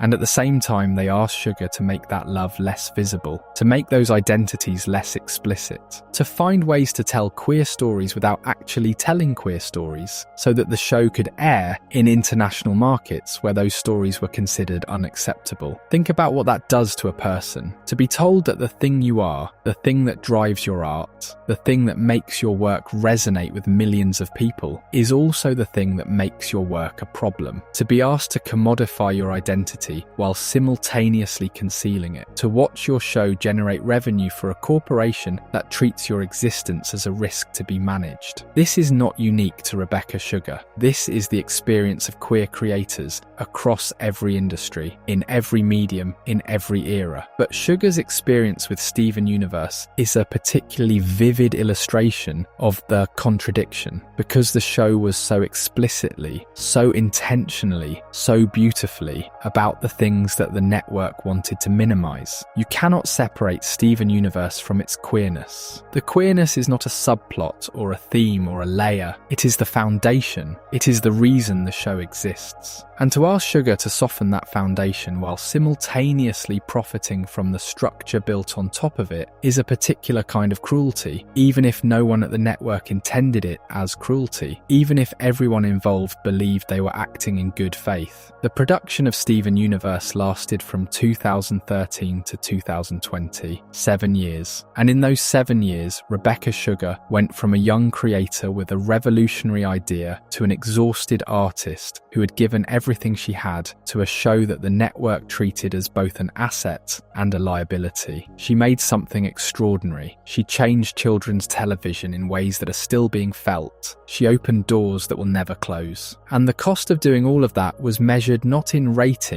or revenue, but in sleepless nights and therapy sessions, and the slow, grinding erosion of a person who cared too much to stop fighting and too much to walk away. Compare this to how other Cartoon Network flagships ended their runs. Adventure Time, which concluded in 2018, was given the resources for a proper finale and was later revived with Distant Lands, a series of specials produced for HBO Max. The network recognized the value of Adventure Time and invested in its legacy. Regular Show, which ended in 2017, was given a clean, satisfying conclusion. Its creator, J.G. Quintel, was able to end the story on his terms without the kind of institutional resistance that Sugar faced. Steven Universe received the most conflicted treatment of any Cartoon Network flagship of its era. It was simultaneously the network's most culturally significant show and its most troublesome one. It generated press and prestige and critical acclaim, but it also generated the kind of attention that made executives uncomfortable. It won awards and sparked conversations and built a massive, devoted fan base. And for all of that, it was rewarded with irregular scheduling, reduced episode orders, content battles, and a limited series epilogue instead of a full final season. The human cost of Steven Universe is not a footnote. It is the story. It is the real reason the show ended the way it did. Not because the audience left, not because the quality declined, not because the creators ran out of ideas, but because the people who made it could not keep fighting forever. Because there is a limit to how much a human being can give, even when the thing they are giving it to matters more than anything. Because the system is designed to outlast the individual, and eventually, no matter how strong you are, no matter how right you are, the system wins. Not because it is smarter or better or more deserving, but simply because it does not get tired. Rebecca Sugar got tired. She had earned the right to be tired, and the fact that she still managed in her exhaustion to create something as honest and brave and necessary as Steven Universe Future, to end the show with a message about the importance of rest and healing and choosing yourself, is perhaps the most remarkable thing about the entire story. She did not just make a show about empathy, she lived it, and the cost of living it is written in every frame of those final 20 episodes, in every crack in Steven's voice, in every moment where the boy who always had the answer finally admits that he does not. Now, to understand just how unusual Steven Universe's ending was, it helps to look at the other shows that were wrapping up around the same time. Because Cartoon Network did not treat all of its flagships equally, not even close. Take Adventure Time. Example, that show ran for 10 seasons. 10. It had its finale in September of 2018, and by most accounts it was a satisfying conclusion. The story had time to breathe,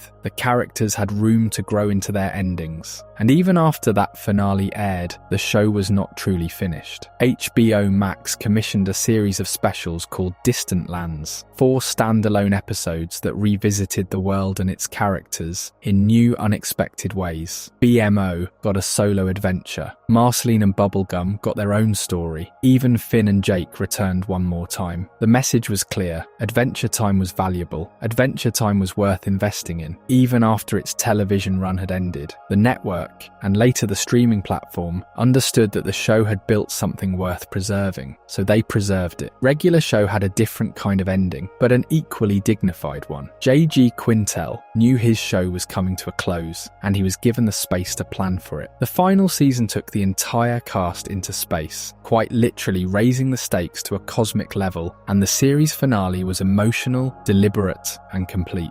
There were no loose threads, there were no compressed arcs or rushed resolutions. Quintel had the time he needed, and the network gave it to him. You could argue about whether every creative choice in that final season worked, but you could never argue that the show was cut short. It was not. It ended on its own terms. And then there was OKKO, OKKO, Let Us Be Heroes, Ian Jones-Quartey's show. The same Ian Jones-Quartey who had been a supervising director on Steven Universe, who was Rebecca Sugar's partner both creatively and personally. OKKO was cancelled after 3 seasons. It was not given a long runway. It was not given streaming specials. Jones-Quartey found out the show was ending and had to scramble to wrap things up in the episodes he had left. The finale was heartfelt. Yes, but it carried the unmistakable weight of a show that had more to say and was not given the chance to say it. It was an abrupt ending to a series that deserved better. And if you are looking for evidence that Cartoon Network's decisions were not always about quality or audience devotion, OKKO is your case study. The show had passionate fans. It had critical praise. It had a creator with a proven track record. None of that was enough. So where does Steven Universe fall in this spectrum? That is the question,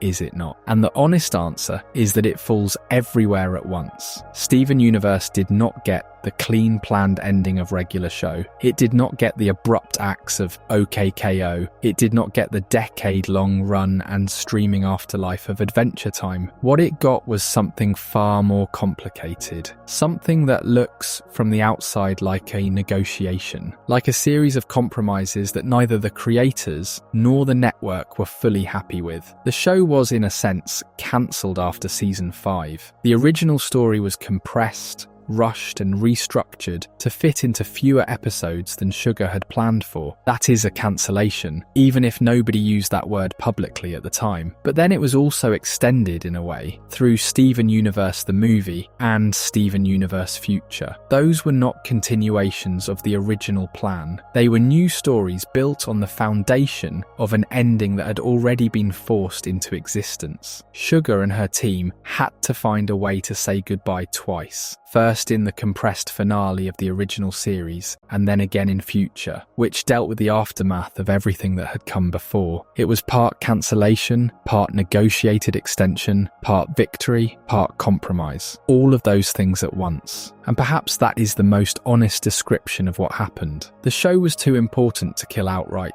Its cultural significance, its awards, its passionate fan base, the historic weight of the wedding, all of that made it impossible for Cartoon Network to simply cancel it and move on. But the show was also too expensive, too serialized, too challenging, and yes, too queer for the network to fully support it the way it deserved. So it existed in this strange middle ground, alive but constrained, celebrated but undermined, given just enough room to finish its story, but never quite enough room to tell it the way it was meant to be told. And when you line all of these endings up side by side, Adventure Time's graceful conclusion, regular show's planned farewell, OKKO's abrupt cancellation, Steven Universe's complicated compromise, what you see is not a network with a consistent philosophy about how to treat its best shows. What you see is a network making decisions based on a shifting set of priorities that had less and less to do with art and more to do with economics,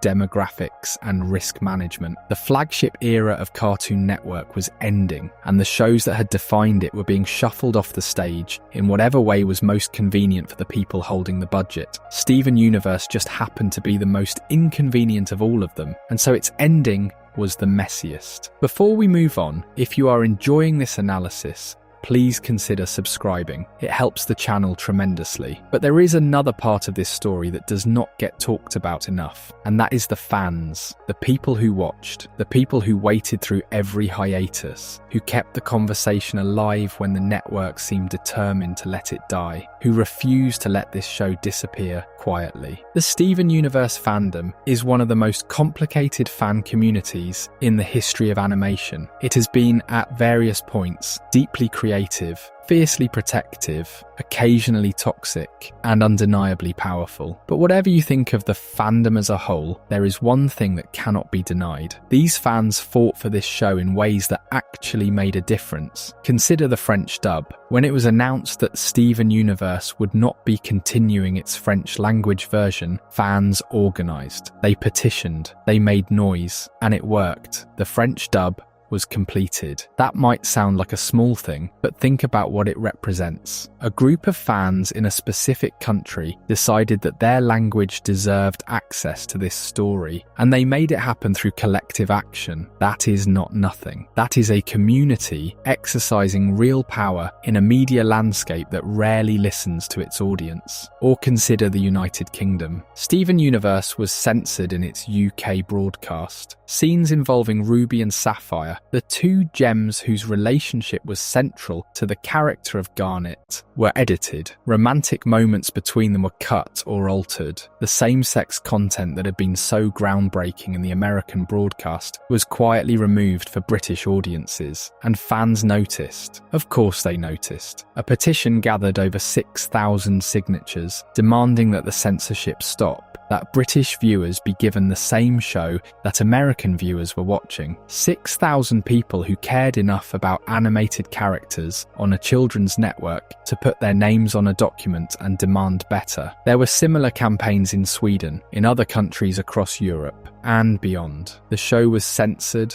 or altered in over 30 countries worldwide, and in many of those places, fans pushed back.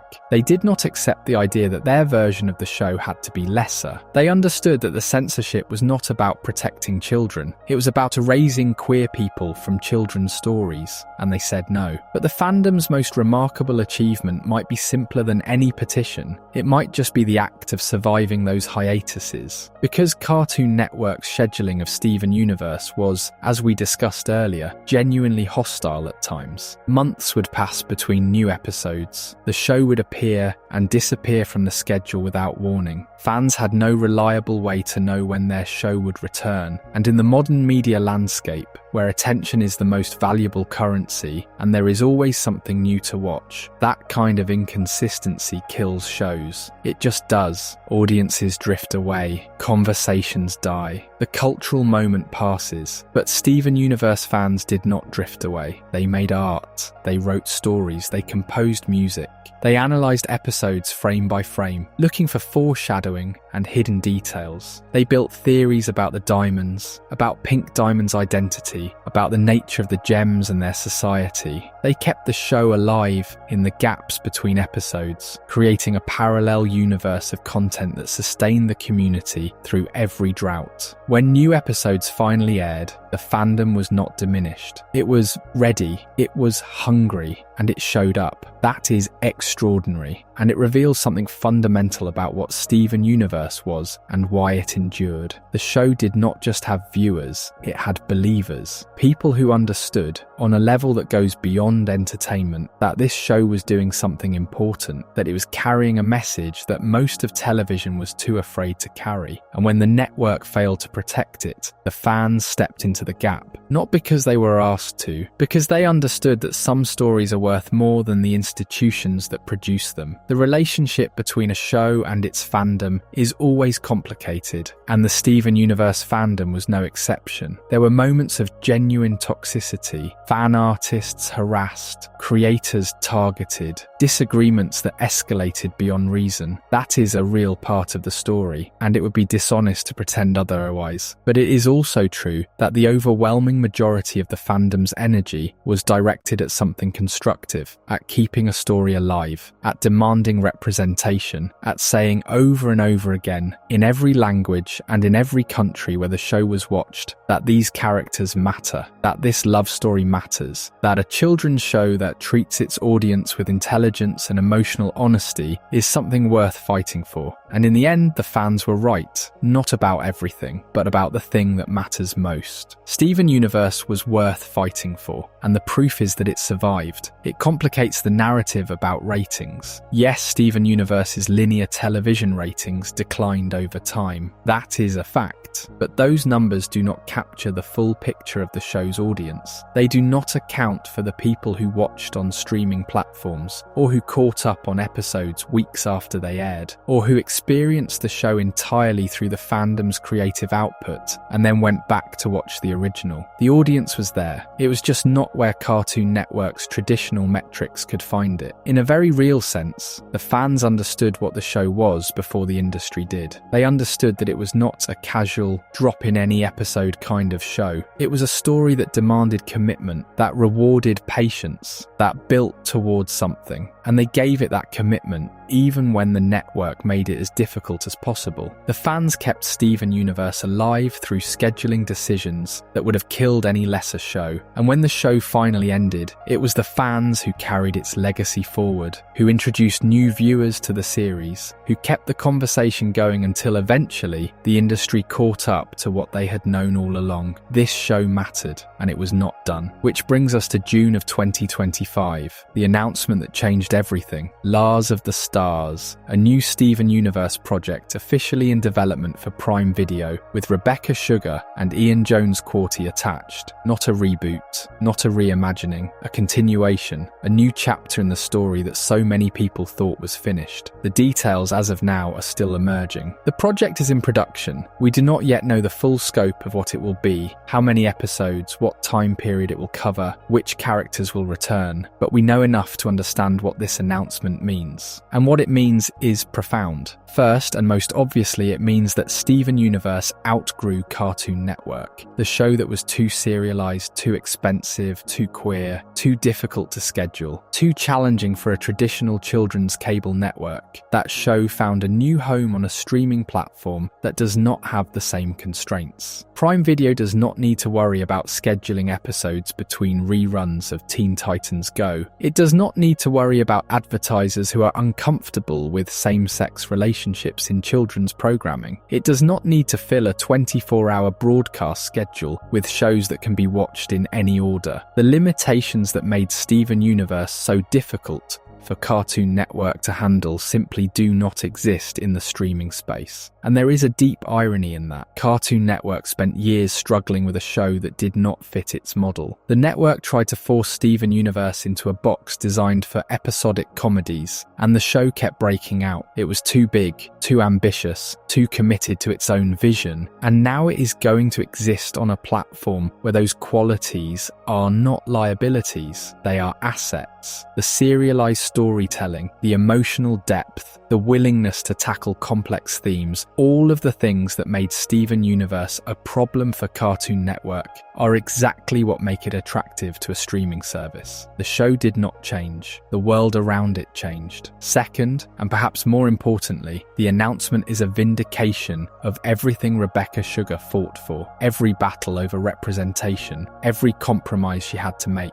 every time she was told that the content was too much, too explicit, too risky, every hiatus, every compressed season, every conversation with standards and practices about whether two female-coded alien rocks could kiss on screen, all of it. Because the show is coming back. It survived, not just in the memories of fans, not just in the influence it had on other shows, but literally, it is returning. The story continues. And it is continuing under conditions that are far more favourable than anything Sugar had at Cartoon Network. A streaming platform is, by its nature, more hospitable to the kind of storytelling Steven Universe always wanted to do. Episodes can be whatever length they need to be. Seasons can be structured around narrative logic rather than broadcast schedules. And the question of whether queer content is appropriate for children has, in the years since the wedding arc, been answered so thoroughly by shows like The Owl House and Dead End Paranormal Park and She-Ra and the Princesses of Power that it barely registers as a controversy anymore. The door that Steven Universe kicked open has been walked through by so many others that it is no longer a door at all. It is just a room that everyone occupies. So when Lars of the Stars eventually arrives, it will enter a landscape that Steven Universe helped create. A landscape where serialized children's animation is valued, where queer representation is expected, where emotional complexity is considered a feature, not a risk. The show fought for years to exist in a world that was not ready for it, and now it gets to exist in a world that it helped build. That is not just a revival, that is a vindication. That is proof that the story was always bigger than the network that tried to contain it. Steven Universe was never just a Cartoon Network show, it was a show that happened to air on Cartoon Network. And when that partnership could no longer sustain what the show needed to be, the show moved on. It found a place where it could be itself. And there is something poetic about that. A show about a boy who believed that everyone could change, that even the most rigid systems could be challenged and transformed, that love and empathy were not weaknesses, but the most powerful forces in the universe. That show refused to stay cancelled. It came back. Not because a network decided it was profitable, but because the people who made it and the people who loved it refused to let it end. So we return to the question we started with. The real reason Cartoon Network cancelled Steven Universe. And by now you already know the answer. There is no single reason. There is no memo in a filing cabinet somewhere that says cancel Steven Universe because, followed by one clean, simple explanation. That is not how these things work. The real reason is a system. It is a set of pressures, all pushing in the same direction, all working together to create an outcome that no single person decided on, but that everyone in the chain of command allowed to happen. It was the ratings. Cord cutting was hollowing out the cable television audience, and Steven Universe, with its serialized format and its long hiatuses, was particularly vulnerable to that decline. The numbers went down. They always go down eventually, but they went down faster when you take a show off the air for months at a time and then bring it back without warning. It was the format. Cartoon Network was built for episodic comedies. 11-minute shows that could air in any order, that could be rerun endlessly, that did not punish casual viewers for missing an episode. Steven Universe was none of those things. It demanded continuity. It demanded attention. It demanded that you start at the beginning and watch through to the end. That is beautiful storytelling. It is also a nightmare for a cable network trying to fill a broadcast schedule. It was the content, the LGBTQ representation that made Steven Universe historic, also made it a target. It was censored in dozens of countries. It generated complaints from conservative advocacy groups. It required the network to have conversations about risk and liability and advertiser comfort that no other show on the schedule required. Even as the network publicly supported the show, the institutional machinery of broadcast standards created friction at every turn. It was the money. Animation is expensive. Steven Universe was, by the standards of its network, a costly production. And as ratings declined and the cable model eroded, the return on that investment became harder and harder to justify in quarterly earnings reports. It was the strategy. Cartoon Network was shifting, moving away from the flagship model, the era of bold, creator-driven shows that had defined the 2000s, moving towards something safer, cheaper, more predictable. The network that had once taken a chance on a show about a half-human, half-gem boy was becoming a network that would rather air 12 hours of reruns than invest in something new. None of these reasons alone would have been enough. The ratings were still respectable. The format was challenging, but clearly working for a devoted audience. The content was groundbreaking and award-winning. The production costs were justified by the cultural impact. The strategic shift was a choice, not an inevitability. Any one of these factors could have been overcome if the others had not been pressing in at the same time, but together they formed a system that made it easier to compress the show, to limit its episode count, to push it toward an early conclusion, to treat it as a problem to be managed rather than a masterpiece to be supported. Nobody had to say the words "cancel Steven Universe." The system did it for them, and yet the show survived. It told its story. It changed children's media forever. It won a Peabody Award. It won GLAAD Media Awards. It aired the first same-sex wedding in mainstream children's animation. It influenced She-Ra and the Owl House and Dead End Paranormal Park and every other show that came after it, and dared to tell queer stories to young audiences. It showed an entire generation of kids that love is love,